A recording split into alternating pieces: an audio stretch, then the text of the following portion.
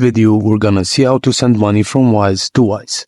If you already have a Wise account up and running, it's easy to send money to another Wise account in just few steps.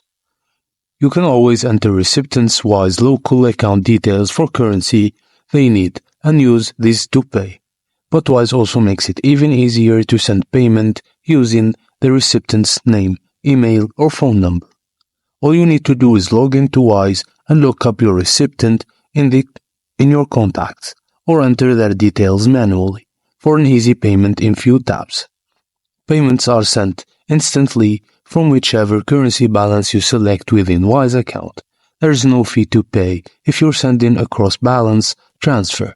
That means sending dollars to dollars or British pounds to another recipient in pounds, for example.